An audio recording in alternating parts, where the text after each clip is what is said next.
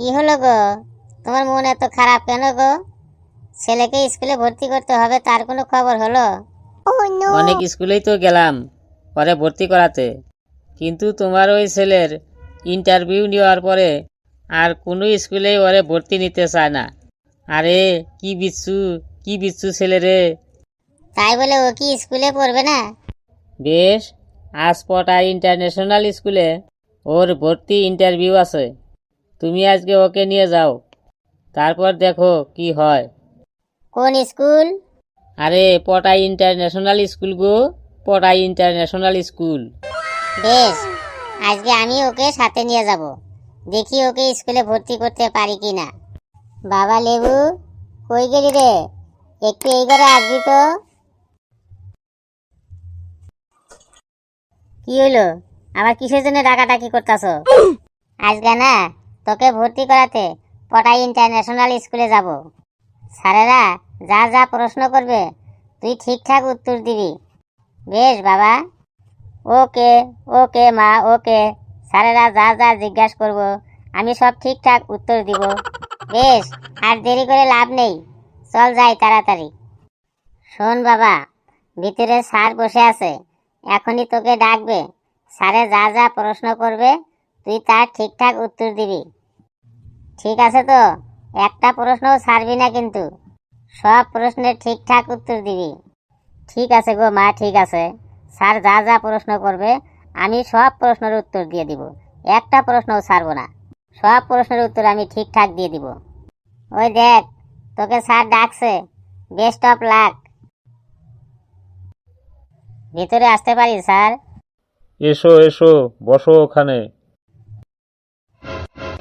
তোমার নাম কি বলো? স্যার আমার নাম লেবুধর গুড় খাকে। তোমার বাবার নাম? আমার বাবার নাম বাদামধর গুড় খাকে। তোমার মায়ের নাম? স্যার আমার মায়ের নাম বেদনা কুমারী গুড় খাকে। তোমাদের নামগুলো শুনে মনে হচ্ছে তোমাদের বাড়িতে একটা ফলের বাগান। স্যার যা কইছেন। বেশি হেসো না, আমি যা প্রশ্ন করব তা তুমি ঠিক ঠিক উত্তর দিবে, তাহলে আমাদের এই স্কুলে ভর্তি হতে পারবে। ঠিক আছে স্যার, আর হাসবো না, আপনি প্রশ্ন করুন। তুমি কোন ক্লাসে ভর্তি হবে? ক্লাস 7-এ স্যার। বলো তো, একটা ঝুড়িতে 10টি আপেল আছে, তার মধ্যে 2টি আপেল পচে গেলে আর কয়টি আপেল থাকবে ওই ঝুড়িতে? স্যার 10টা আপেলই থাকবে। ভালো করে ভেবে বলো। ঝুড়িতে 10টি আপেল ছিল, তার মধ্যে 2টি আপেল পচে গেলে কিভাবে 10টি আপেল থাকবে ওই ঝুড়িতে? স্যার ঝুড়িতে 10টি আপেলের মধ্যে 2টি আপেল পচে গেলে আপেল দুটি তো আর কলা হয়ে যাবে না, আপেল দুটি আপেলই থাকবে। তাই ঝুড়িতে 10টি আপেলের মধ্যে 2টি আপেল পচে গেলে ওই 10টি আপেলই থাকবে। বাহ, খুব সুন্দর, ইন্টেলিজেন্ট ছেলে তো। একটা হাতি আর একটা মশার মধ্যে পার্থক্য বলো তো? স্যার একটা মশা ইচ্ছে করলে হাতির উপরে বসতে পারে, কিন্তু একটা হাতি কোনোদিনও একটা মশার উপরে বসতে পারে না। বাহ বাহ, পার্থক্যটা তো খুব ভালোই বললে।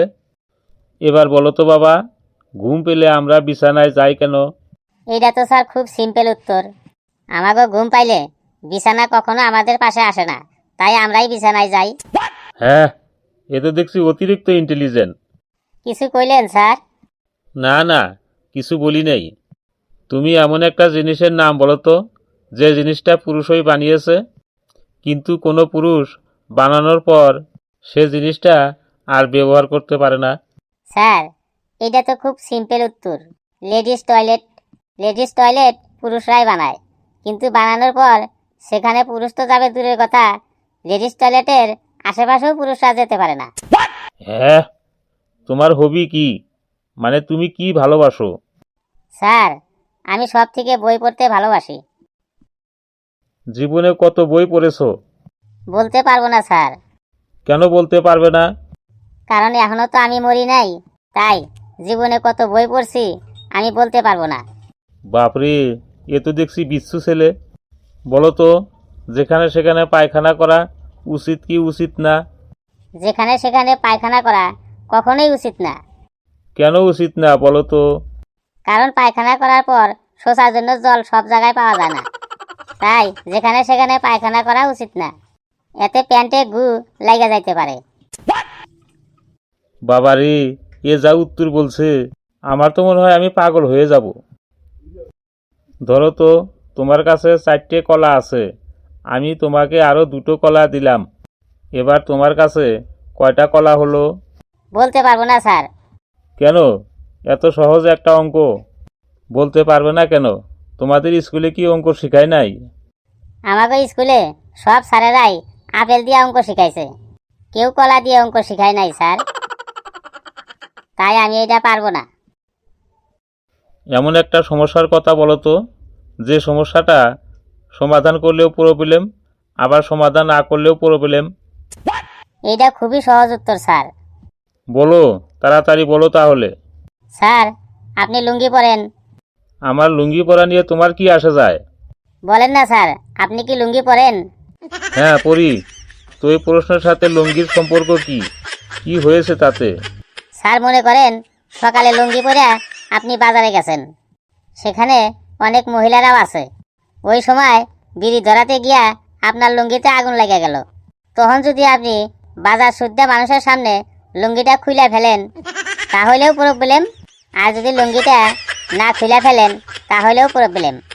ওরে বাবা, কি বিচ্ছু রে, কি বিচ্ছু! আমি তো এবার পাগল হব না, মনে হয় পাগল হয়েই গেছি। স্যার, প্রশ্ন করেন, আর কি কি প্রশ্ন করার আছে করে ফেলেন। মনে করো একটা আম গাছে 20টা কলা হয়েছে, ওখান থেকে তুমি 10টা আপেল পেড়ে নিলে, তাহলে আর ওই গাছে কটা নারকেল পড়ে থাকবে? প্রশ্ন শুনে বুঝতে পারছি স্যার, আপনি পুরাই পাগল হয়ে গেছেন। এইটা আবার কেমন প্রশ্ন? এটা খুবই ইন্টেলিজেন্ট প্রশ্ন, বেশি ভকভক না করে উত্তর দে। স্যার, ওই গাছে আর 10টা তরমুজ থাকবে। তুই মজা করছিস আমার সাথে? আম গাছের তরমুজ কিভাবে আসবে? কে আসবে না? আপনার আম গাছে যদি কলা, আপেল, নারকেল ধরে তাহলে তরমুজ ধরবে না কে?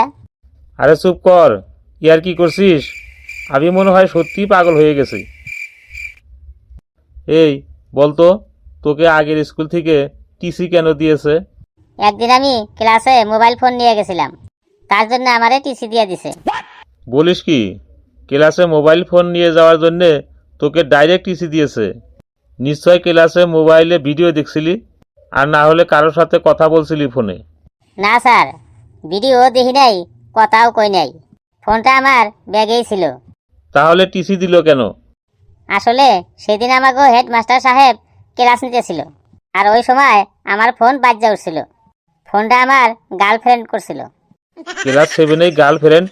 বাবা রে, কি বিচ্ছু, কি বিচ্ছু রে বাবা! তারপরে কি হলো বল। তখন আমাদের হেডমাস্টার সাহেব ফোনটা নিয়ে উনি রিসিভ করেন। যেই হ্যালো কইছেন, আর ওই দিক থেকে আমার গার্লফ্রেন্ড কইছে, বাবা, লেবুর মোবাইল ফোন তোমার কাছে কেন? তারপর স্যার সবই ইতিহাস। উরি বাবা রে, যা যা, তুই বাড়ি যা। আমাদের স্কুলে আর সিট নাই ভর্তি নেওয়ার মতো, আর যদি সিট হয় তোদের বাড়িতে আমি ফোন করব। যা যা, বাড়ি যা। বন্ধুরা, তোমরা কখনো কেউ স্কুলে মোবাইল ফোন নিয়ে যাবা না। তোমাদের ফোন দেখতে হয় বাড়িতে বসে বসে দেখবা। আর বন্ধুরা, তোমরা কেউ অল্প বয়সে প্রেমে পড়ো না। পড়াশোনা করো, বেশি বেশি পড়াশোনা করো, পড়াশোনায় মন দাও, ফোনও ব্যবহার করবা না। আর মোবাইল ফোন স্কুলে কিন্তু নিয়ে যাবা না, আর প্রেমও করবা না। সকলে খুব খুব ভালো থাকবা, আর ভিডিওটারে সবাই লাইক করবা, সবাই শেয়ার করবা, আর চ্যানেলটারে সবাই সাবস্ক্রাইব করবা কিন্তু অবশ্যই বন্ধুরা। এর থেকেও ভালো ভালো ভিডিও নিয়ে আসবো। সবাই কিন্তু খুব ভালো থাকবা বন্ধুরা।